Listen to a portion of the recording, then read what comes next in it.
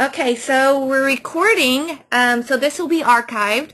We had about 20 people sign up, and currently there's 7 people here, so hopefully some more will jump on. There's that ding again, Sarah. As we do this, this is the first time we've done this way, as you know.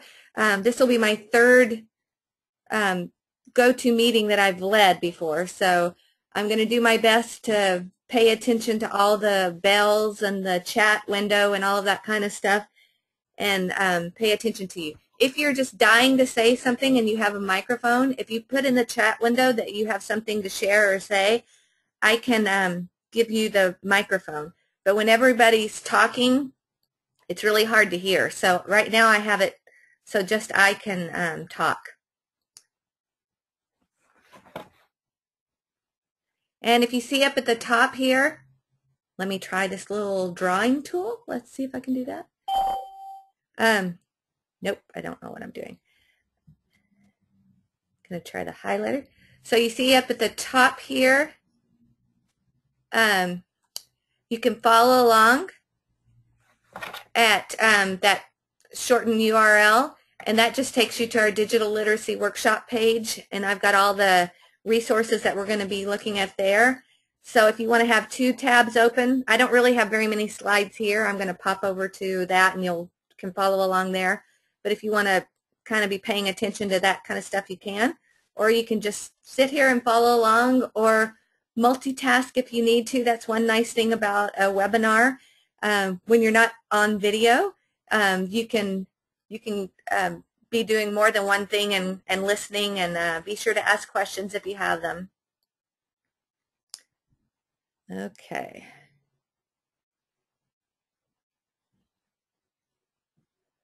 Now I have to get out of here. There we go. Okay, so as I said, this is our first go-to meeting. If you'll notice, when I planned this about a month ago, I had no idea that I was going to be sitting at home with a broken foot when we were doing this, but it worked out really well. And that's one nice thing about GoToMeeting, is that teachers don't all have to be in the same place. So trying to get everybody to the district office or to another place is kind of difficult. So we're not going to have all of our meetings this way, but hopefully it'll be another way for us to have meetings. The nice thing about it is that there's a time in and time out feature, so we can use it for clock hours, so that's really cool. As you probably know just from looking at GoToMeeting, there's apps for your phone and for iPads and things like that, so you can be a lot of different places and be on GoToMeeting. And as I said before, you can, if you have more than one screen open, you can toggle between different websites and listen and go back and look. And the way I have it set up, as I said, mainly I'm going to be talking and you guys can ask questions and I'll respond to your questions. That way we can get through a lot in this little bit of time. We have a small enough group that if you do have something to share, if you'll let me know in the chat window and I'll try to pay attention, just go ahead and say, I have something to say, and I'll give you the floor. Lots of cool things we could do with this. We could share each other's desktops and things like that. But for this time, it's kind of just be jump in and go for it. And I see Eva has just arrived, so welcome, Eva. The other thing I wanted to say about this is there's a lot for me to do, talking about multitasking. The other thing that I wanted to say about, I don't know what I was going to say. I'm going to keep going and maybe I'll remember. So to get clock hours, I had a couple of people asking about clock hours. To get clock hours, you need to attend at least 3 digital literacy workshops, and that's just how clock hours work. You have to have at least 3 hours to constitute a class, and so we have it broken into 1-hour segments. So if you attend 3 throughout the year, you can get 3 hours of clock hours. If you attend 6, you can get 6 or whatever, but 3 is the minimum. So, and this will count, and you will count as signed in, because like I said, GoToMeeting keeps up with who's here. And I see that Barb joined us, so welcome. Okay, making sure I'm not missing any messages here. Okay. So coming up, these are not all going to be virtual. Probably most of them will not be. We've got Mobile Technologies Group next Monday, and it's not planned to be a GoToMeeting. We'll see if I can make it to the top floor of the district office on my crutches by that time. If not, I will have to figure out another place for us to meet. But anyway, so we've got the Mobile Technologies Group, and that's just a group that talks about iPad and iPod apps and what you can do with those tools. So if you're interested in that, I know we have a few kindergarten teachers in here who will be getting iPads for their class really soon, so they might want to attend that. And then we have 2 more digital literacy workshops this year. The next one, at the end of this session, we're planning on having a little, I'm going to give you a little questionnaire, and you're going to give me some ideas about what you would like to have in that, and that's going to be a face-to-face meeting. So Sarah asked if I keep track of who attends virtual or in person. Yes, all of the in-person ones, we have a sign-in sheet, so I have those, and I can let you know. I don't have it with me right now, but I can let you know about that. So let's see if I've got any other questions here before I move on. And it says, can you use the hours towards, yes, you can use it for your 7.5 PD hours. Okay. All righty.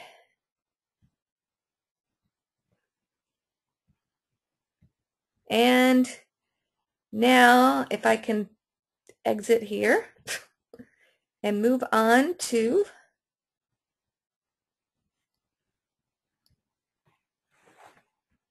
okay, so we're going to be taking a look. This is the website. It's got the little introductory slideshow on it that doesn't have much on there. And then we've got this tool here, which is called MentorMob, and that's the tool we're going to be using to go through the playlist of all the sites I'm going to show you today. This is going to kind of be a fire hose approach. I don't really like that, but the idea was to, teachers like doing those, so that was the reason I did it, is because people always appreciate when I give lots of tools, even though their heads start spinning. So I'm going to share lots of tools and resources today, and then I'm going to ask you to share out of those which ones you would like us to slow down and look at closer in our next digital literacy workshop. So all of these tools are available on the website, and I also put them, just listed them down here. So you have lots of different ways to access those tools. Alrighty. So the first tool that we're going to look at, and I'm going to move over here. This is confusing because it looks the same. We're looking at a tool that's called MentorMob, and it lets you create a playlist. So if I click on here, what you'll see, I keep getting this, what you'll see is you can go in and you can create an account at MentorMob, and then you can create these different playlists. So if I click on the playlist, and we're actually looking at one right now, but if I click on the playlist,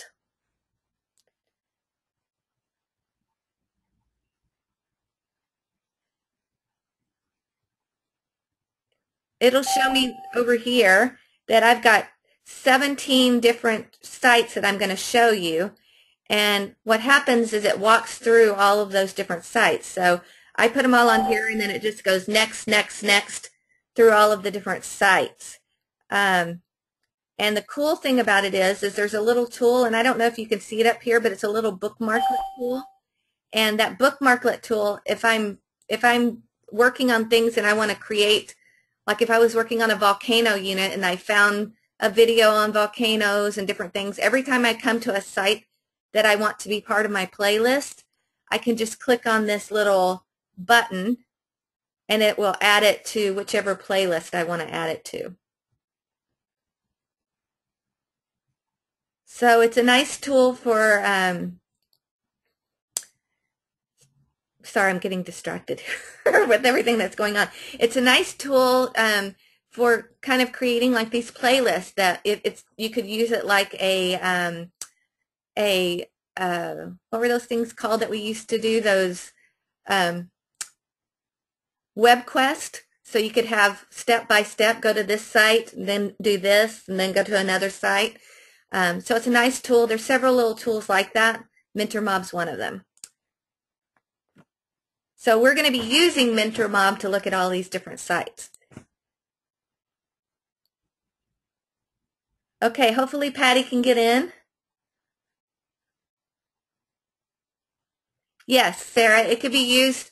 So you could either share a link or you can actually embed the MentorMob like I did on this site here. And then, so if you embed it, it just is all right there. So you could put that even on your school website. And then, or you can just share a link. And so they wouldn't have to go to all the different links. They would just have one place to go to see all the different tools. Okay, so that is MentorMob, and I'm actually,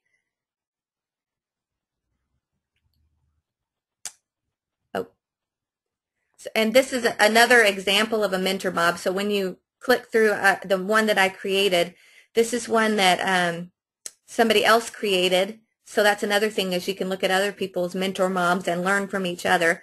And this one's on using iPods and iPads in the classroom.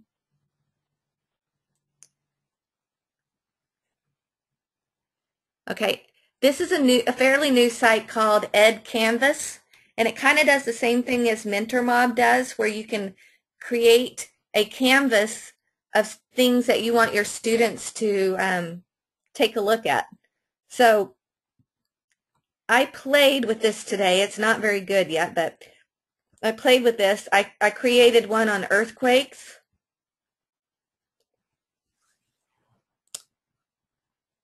Having trouble because I've got this, I want to be able to see y'all, but when I do that I can't see my screen. So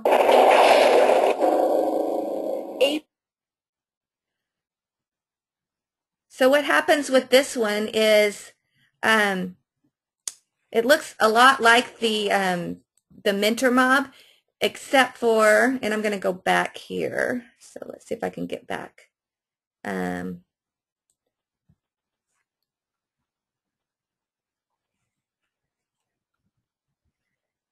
I'm going to hit edit so you can see what it looks like when I'm creating it. Okay, so you have all these little tiles, and over on this side you've got, you can search for something. So like if I search for earthquakes,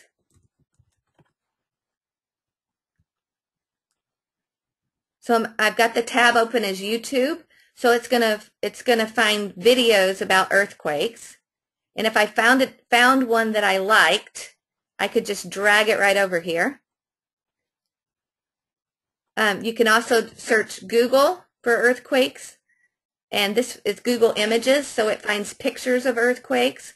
Same thing, you can just drag them over and put them in the order you want to. You can also edit and say, give descriptions and things like that. You can find Flickr pictures.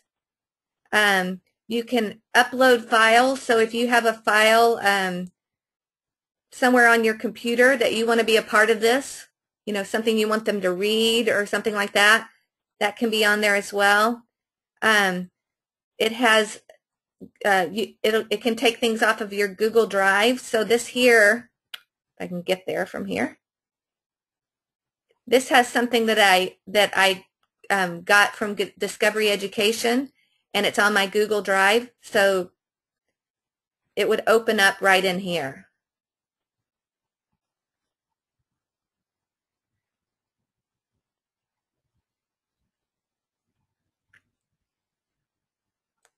Okay. April 8th. So that looks like another nice tool for, again, arranging that content for kids, and then they can just play through it. 1906. I'm going to have to get out of here California's San Andreas I don't want to hear about snacks. that. One nice thing about that, and that also can be, you can give the students a link, or you can actually embed it, and it gives you, you can actually put it right in an Edmodo. So the kids would just go to their Edmodo class, and that Ed Canvas would be right there in the Edmodo. Any questions about Ed Canvas? I'm finding I need 2 screens for this, and I only have 1 screen with me right now. So sorry if I sound distracted. Not seeing any questions, so I'm going to move on. But Ed Canvas looks really cool. Yeah, I need a second monitor. Actually, if I wasn't sitting at home in my bed, I would have a second monitor. But right now I'm sitting at home in my bed. Okay. Okay, Lori asked if Ed Canvas is, and she said private, and I'm sorry, I'm just going to say it all out. If Ed Canvas is the same as MentorMob. They're very similar tools. They're tools used to curate information that you want to share, and then provide a way to share that information. So you could give your students either a MentorMob or an Ed Canvas with information that you want them to go through. They could go back to the thin clients in the back of the room, or homework, or in the lab, and they could just jump in and go through whatever you had already set up for them to take a look at. Okay, so this is totally different. Sorry, telling me I have a digital literacy workshop. This is just a fun random name selector, and I've seen random name selectors before, but there was something I liked about this one that I thought I would quickly share. This one doesn't need a lot of explanation. So this can also embed right on your website if you wanted it to, but you don't have to. I'm going to go over here because I have it embedded in here. So this is on my website, and I just embedded it. And if I click, I put your names in there already. So if I click go,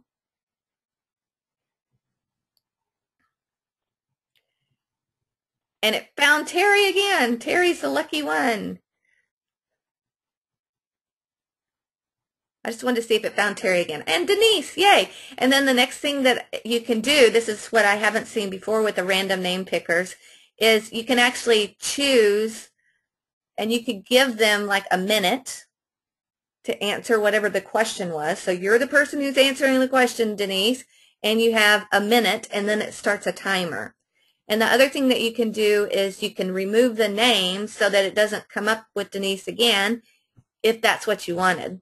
I kind of like having the kids never knowing whether or not their name is going to come up again or not, that you can do it either way. So that's just a fun random name picker. If you wanted to use it, you just click on the change names, and you can just paste in any names right there and hit save and share, and you're done. And then you can just hit go and go with it. So that's just a quick random name picker, the tool. Here's another tool.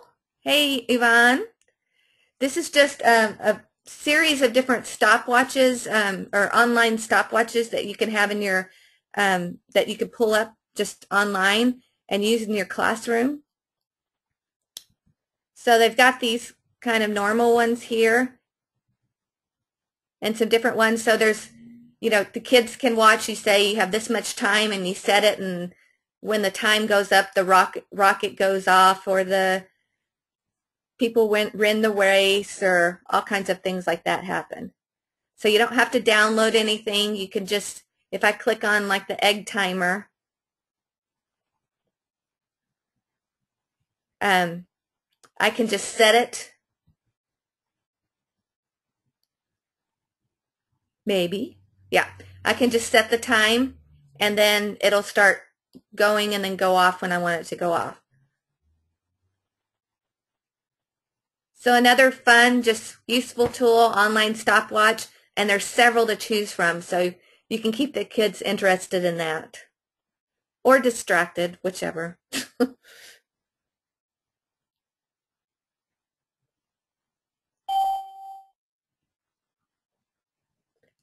Okay, this is really cool. Now, I'm a Chrome user. That's the browser I like to use. And this works on Chrome. I've heard teachers tell me that they can't get Chrome on their computers at school, but that's not true. I think it's already there, and if it's not, you can ask for it. And if they tell you no, let me know, and I will tell them that Tim said, yes, we can have Chrome on our computers. So all that being said, people like their different browsers, Chrome, Firefox, Safari, Internet Explorer, but this works on Chrome. And the cool thing that it does is if you have Google Docs, so I'm going to click on Google Docs.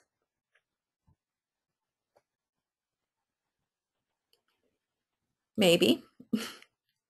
That's not where I want to go. Google Docs. This is where I want to go. So I'm in my Google Drive, and I'm going to click on that earthquake page that I was telling you about earlier.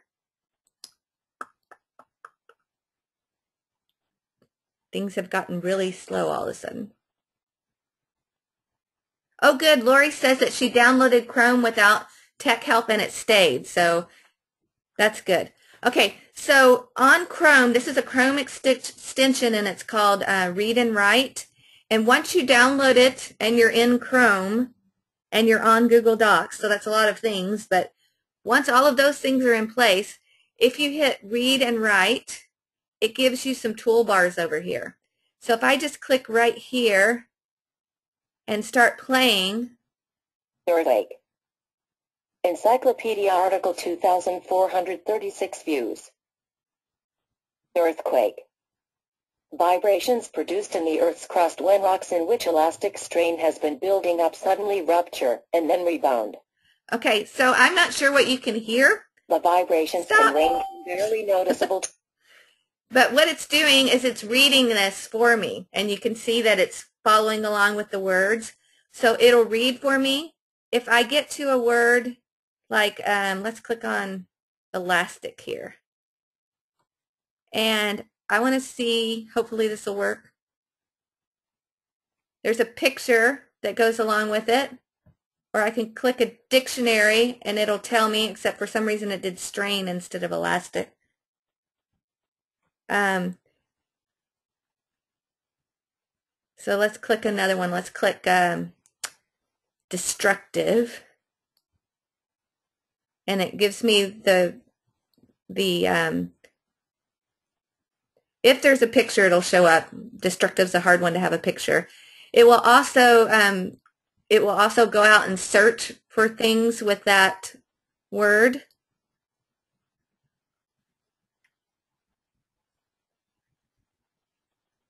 Sorry, got lost here.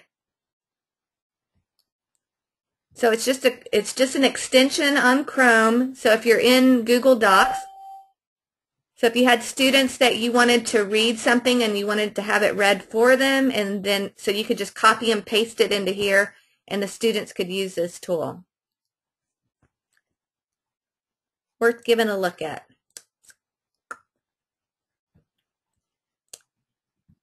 Okay, moving on. And this is a very cool tool. I've spent a lot of time this year talking about assessment tools. That's what I want to do. And this tool, I'm going to go out of here to look at it because it's going to the wrong place. So this tool is called 3Ring. Maybe it'll go there. And it is an app. I want to go back to the main page here. It's an app for that works on iPads, iPods, all that kind of stuff. And I'm trying to get back to home. There we go.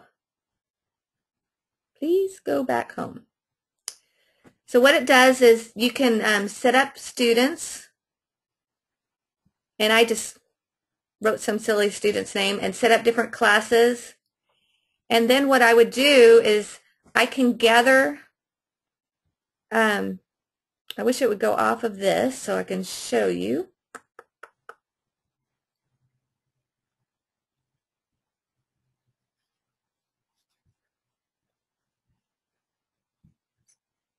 I can gather evidence. For some reason it's not letting me go to the place to show you.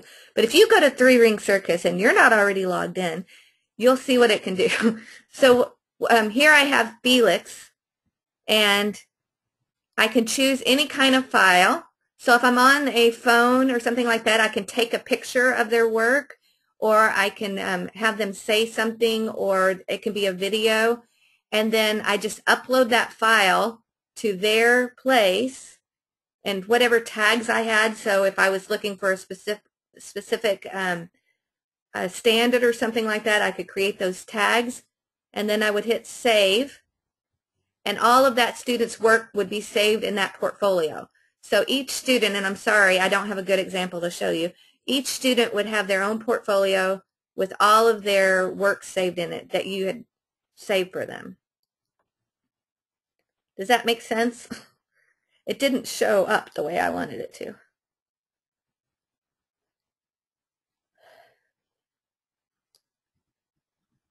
So really do take a look at 3-Ring, even though I can't get it to move past this with all the other things I have open right now.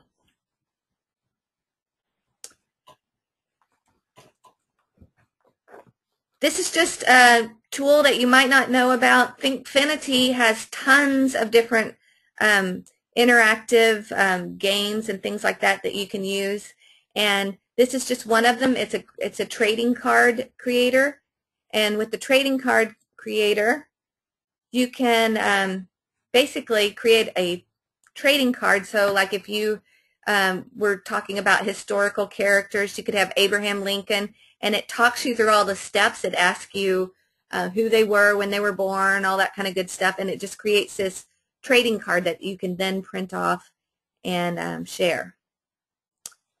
So I'll show you a little bit how it works.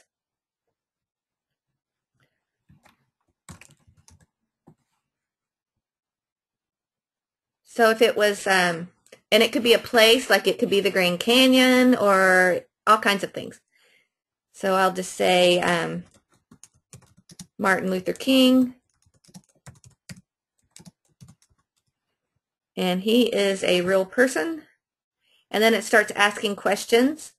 So when did this person live? Where did they live? What did they do? And there's a place to put a picture of them. And then when you're finished, you hit finished editing, and you're able to save it and share it.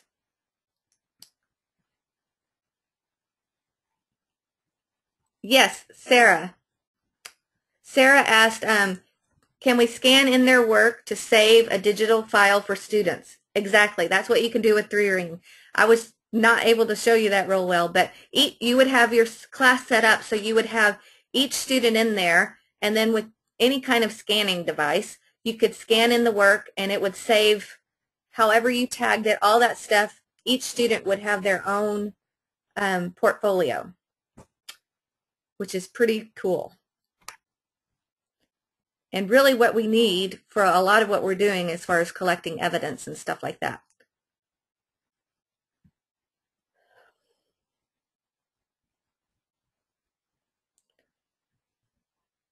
Okay, and speaking of things like that, oh, nope, I keep getting one ahead of myself.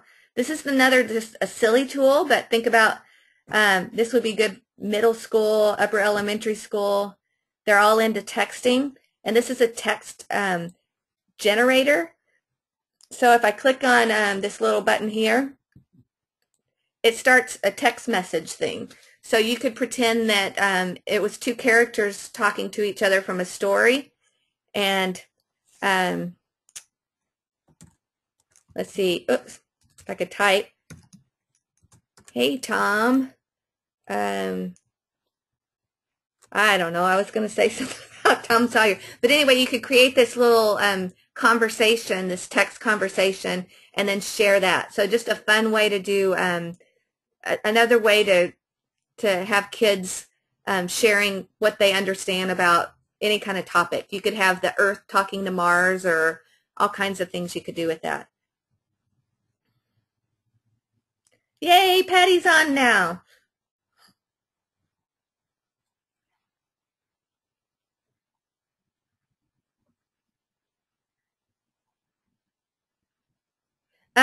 Lori asked if the trading card creator is in Read and Write. Yeah, part of Thinkfinity. And this tool here, this text generator, is part of classtools.org, and they have a lot of different things. They have another one that it creates a fake Facebook page, so you could have like Abraham Lincoln's Facebook page, and so the people who are talking to him on his, who are his friends and all that kind of stuff could be historical characters. So that's really cool. And then they have other things as well, but we can look at that another day. So Sarah says, which we could then, if we wanted to, burn a copy of each child's portfolio and give to them at the end of the year. Yes, there's a way to save it, and there's a way to share it with parents and share it with students. So yes, you could do that. I think Sarah's fallen in love with 3Ring, or the possibilities of 3Ring.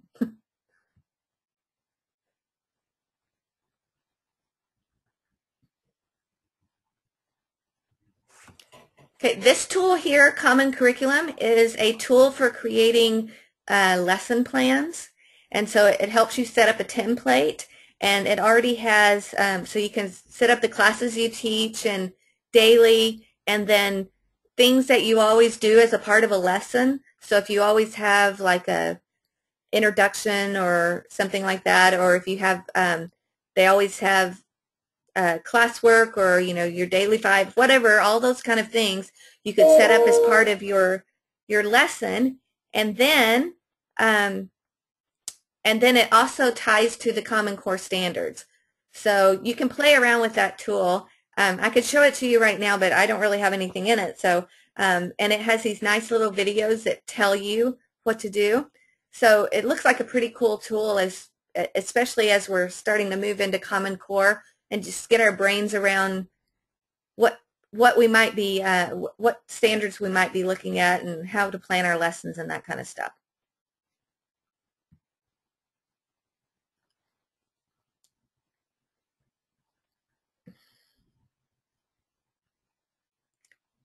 And this, we're going to Spelling City, maybe. No? Yes? Maybe? Yes? So you've probably maybe heard of Spelling City before. I'm going to go out and look at Spelling City. Spelling City has a lot of nice tools for kids to practice vocabulary and spelling. And what I didn't know before, and I know now, is, and first of all, I was always hesitant to share this with teachers, because I thought that really to make it useful, you had to pay for a pro subscription, but you don't. There's a lot of cool things you can do without the premium member subscription. So you can create, as a teacher, you do register and you don't have to pay anything, and then you can create your own spelling list or vocabulary list, and then your students can go on an iPad, iPod, or computer, and they go to Spelling City, and if they click on Find a List, see if we can get this to work.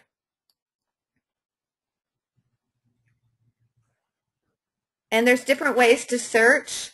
I'm going to just do it this way. So I'm going to go to Washington. Obviously, if you had the list on there, you could tell your students to search by your list. And then I'm going to click Mount Vernon.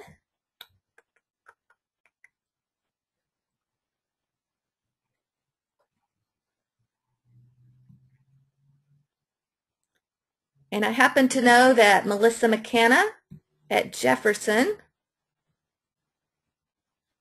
has created spelling list for treasures. So if I click on McKenna,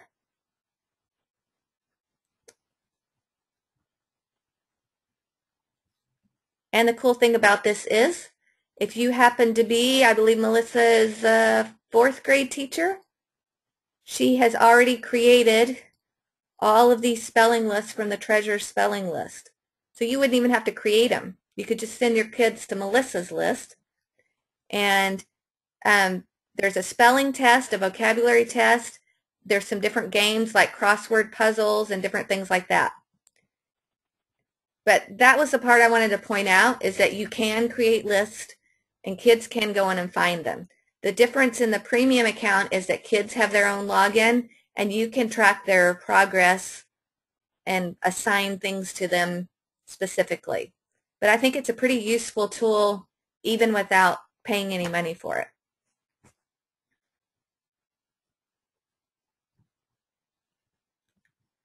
See if this lets me go back.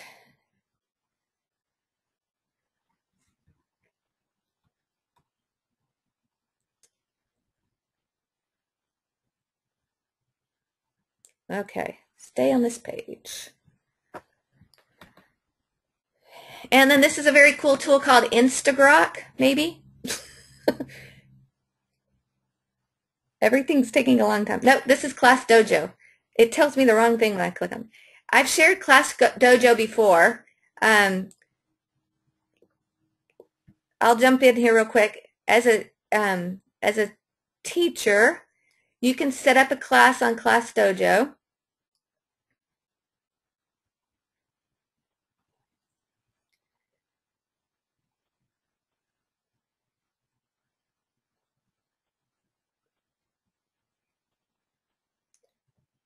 And as it thinks about it, anyway, you can set up a class on Class Dojo, and then you can have specific things that you're looking for in your class. They already have some set up. Hopefully this is going to jump up here and show you in a second.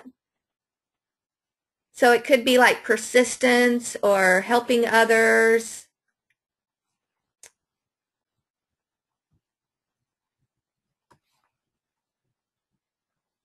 Okay, so I'm just going to click on this demo class here.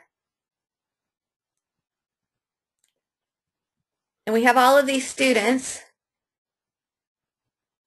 And as the class is going on, if Halle Berry does something that I want to click, I can click on her name, and then I can say she's working really hard, and she'll get that. Or Denzel over here, you can choose whether or not you want to use negative ones or not.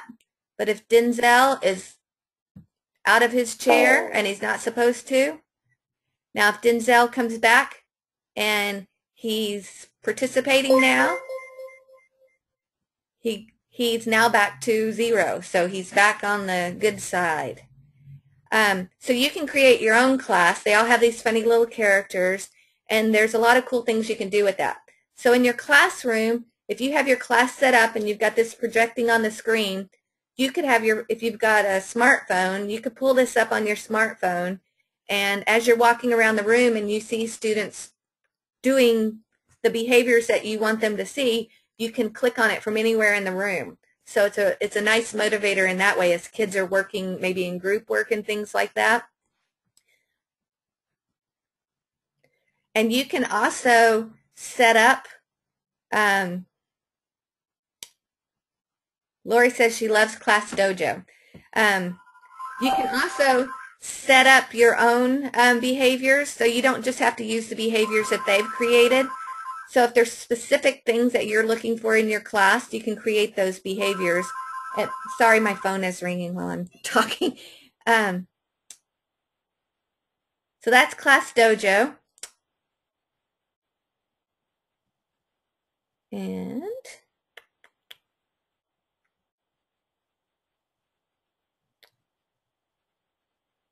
uh-oh. It says my audio connection's been lost.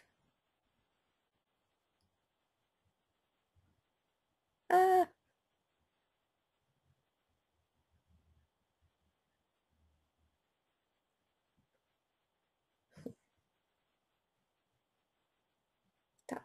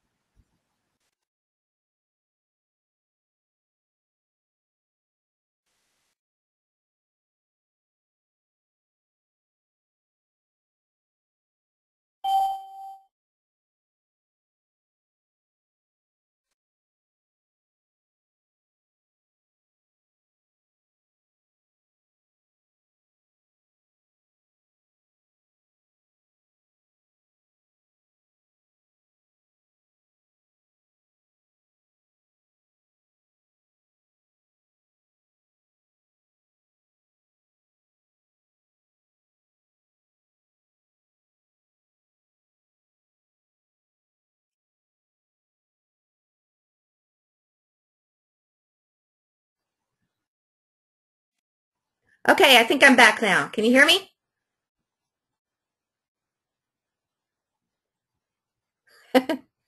Yay. Okay, really quickly to Instagrok. I don't know what happened, but that's technology for you. Instagrok is a nice tool for doing research and things like that. And the nice thing about Instagrok is that, like if I typed in earthquakes instead of easy socks, I don't know why that was in there.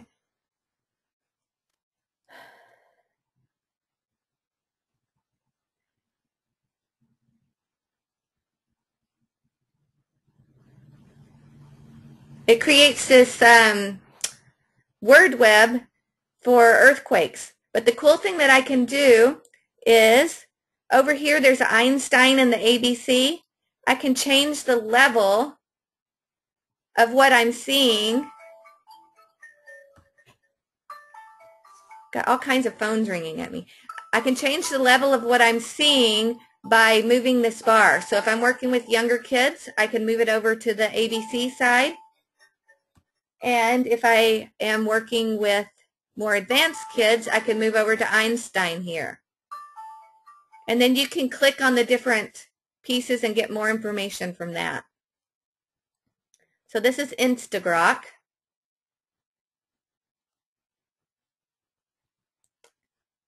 It's free and it's a fun kind of tool to play with, but if you look over here on the side, you'll see that there's all these key facts, and you can actually pin those key facts, the ones that you want to share and keep. And you can take a look at different quizzes, all kinds of things that go along with that.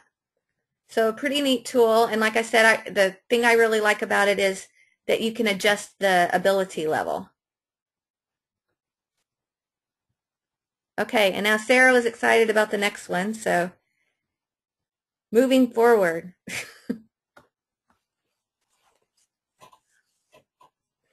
Okay, so this is a picture book maker, and it's really a simple one that can be done online. There's a lot that can be done with iPads and things like that. Hopefully this is going to load. Yes. And so if I click enter here, it starts just with a blank page, and I can create a story. So down here there's different backdrops. So I can pick a backdrop. Different colors. I want the trees here. So I just pick that one and it pops up into my book. And then I can pick some animals. So there's not a whole lot of animals in here, but I'm going to put this gorilla in here, maybe. And I can move him where I want him to be. And I can change his size. And I can also change his action. So if I wanted him swinging here, I can make him do that. And now he doesn't look like a gorilla anymore. He looks more like a chimpanzee. And then there's some props and things on here, different fences it looks like, and trees and different things like that. So you can add those to it. And then you can also add text. So if I wanted a text box right here, you know, I could say,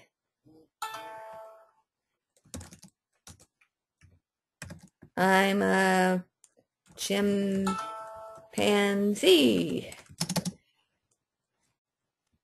And then I go on to the next page and add text. And when you get through, I think it's not going to let me do this, but the cool thing is, so I'm going to do this really fast so you can see, because it needs something on every page.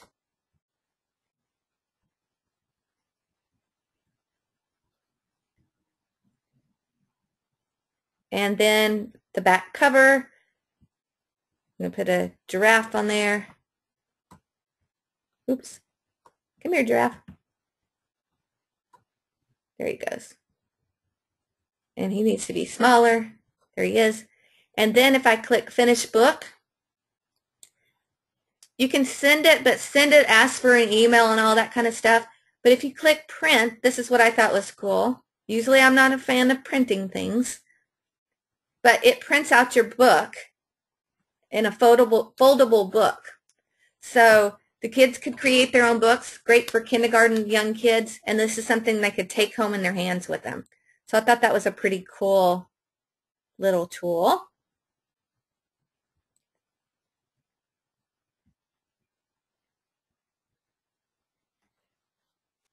And Eva, I don't know that there are, for that particular one, a bigger variety of pictures. It doesn't look like there's a lot there. So it might be a one-time activity, but I'm not quite sure, but that's a good question. They can do there's some other things, Sarah, that other tools you could use for kids to do their own drawings and stuff. So I'm not sure on that one, but I can share some other tools like that. I'll share some other ones. There's some nice ones. But what I liked about that is how simple it was and how it created the foldable book for you. So I'll have to look into that further. Good questions. Okay, so infused learning I love, and we're running out of time, so I want us to get to infused learning, and this is going to take a few steps from you. I think I'm in infused learning somewhere up here, maybe. So what I need you to do is, if you can go to infusedlearning.com,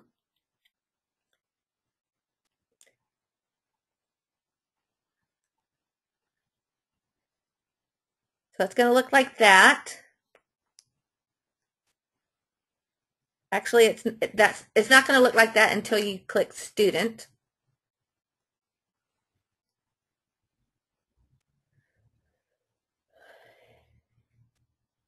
And then you're going to type in this room ID, which is 79424. 79424. So right there, you're going to type in 79424. And your name.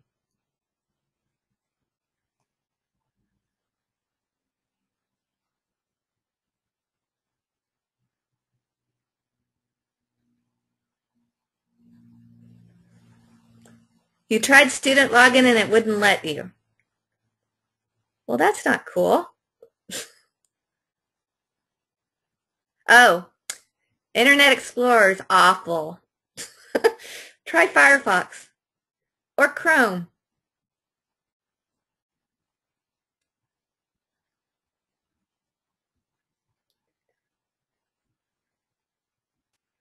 Sorry, I've had so many experiences here where Internet Explorer has not supported the stuff I've been trying to share. So it's not necessarily awful, but for my purposes, it hasn't been good this year.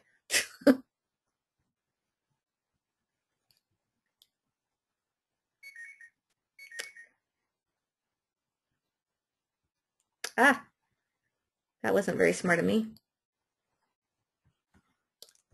Teacher. I can spell.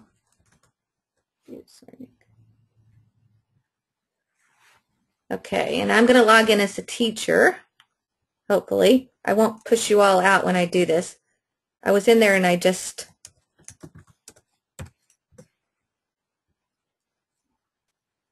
yeah, you can put in your name or any name you want to put in.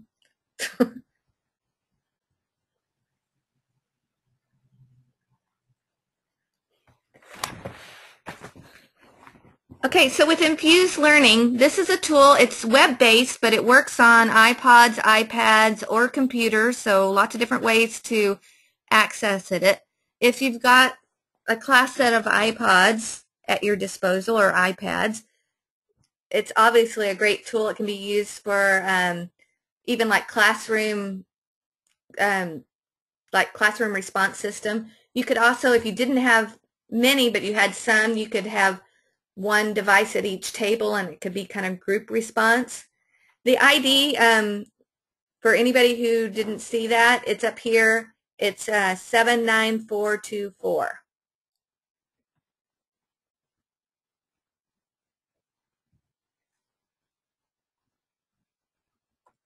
It's not highlighting very well.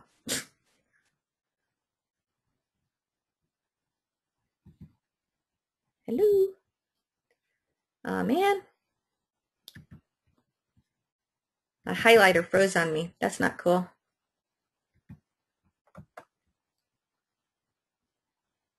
You're still waiting for the room. Okay, I've got to do something.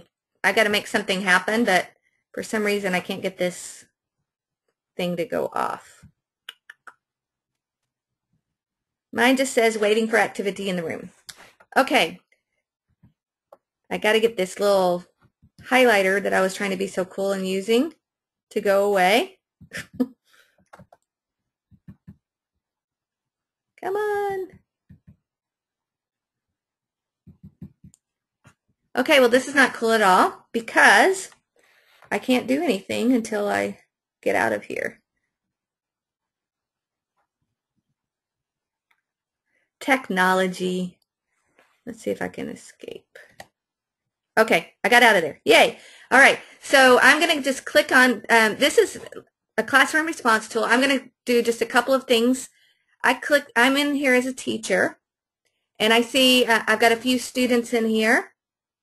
So Lori and Yvonne and Sarah and Leah are all in. Now what I could do is I could ask you to draw a picture. So since we're in a bit of a hurry, draw a picture of the last fruit you ate.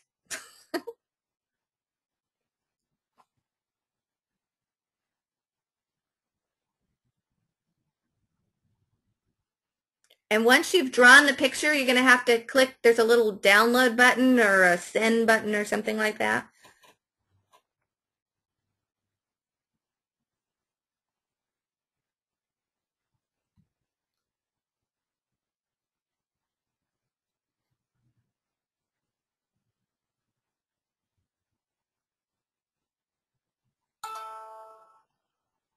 Oh, we lost Sarah.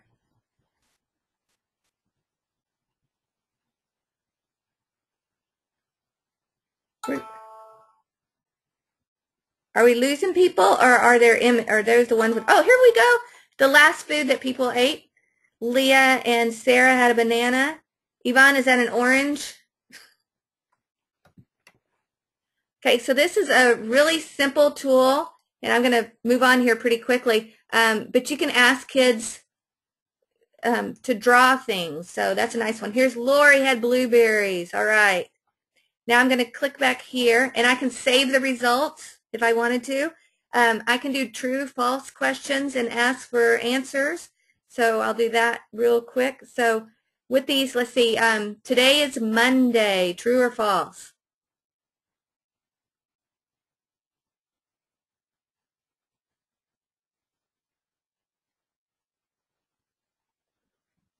All right, and then I can see what the responses are. Everybody got it right, yay.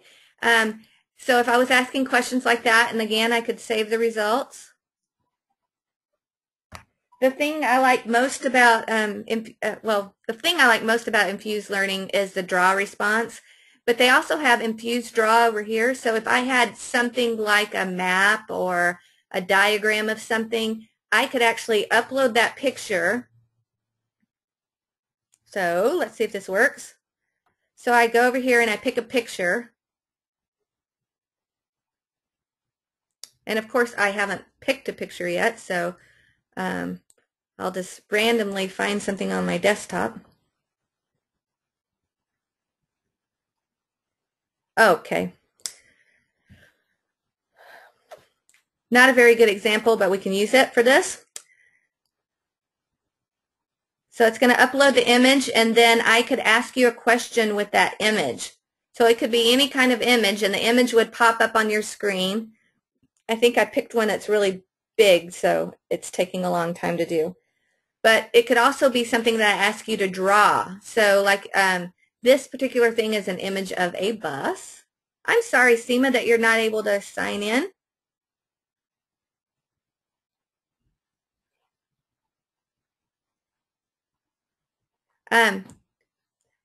It's not going to upload right now. It should, but my internet connection is freaking out. So anyway, so just imagine the banana picture, but now you can actually have a picture on the bottom, and then the kids could go in and highlight things. You could pull in a file like a PDF file with words on it, and you want them to circle everything that starts with a certain letter or all the nouns, and then you get that as a teacher. So it's a pretty cool tool that way. And I'm going to stop here because it's taking too long to do that. It'll let me go backwards. And then the last thing I'm going to do is you can create quizzes not on the fly. Everything we've done so far has been on the fly. But you can create quizzes and then give that quiz. So, and I don't have very many people in here right now. So I'm going to send this quiz out in a different way afterwards. I'll send an email out to those of you who did it because I do want to get your input on this. But what I can do is I can hit play, and those of you who are on can actually take those, answer the questions, and I'll see that as it goes along. So thank you to the 4 who are on that. I'm sorry that it didn't work for everybody. And I'm going to move back over here.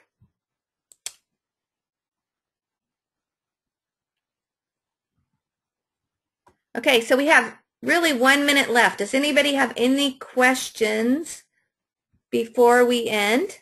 It's been a little bit rocky, but maybe I've learned a few things and we'll be able to do it better. If anybody has any suggestions to make it better, you can either email me or put it in the chat window. That would be great. And right now in the chat window, those 13 of you are here. Could you tell me, do you like this way of getting professional development?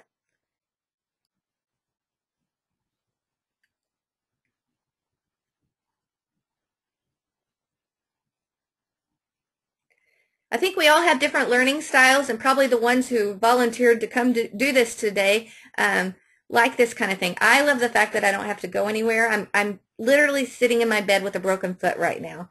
So it works out really well for me today. But yeah, the talking, I think one thing about this is if we had a smaller group, and we probably did have a small enough group, we can on this actually have people pop in. We could have video chatting and things like that. So that would be fun. So, and the other nice thing about this is that the session's being recorded for whatever that's worth.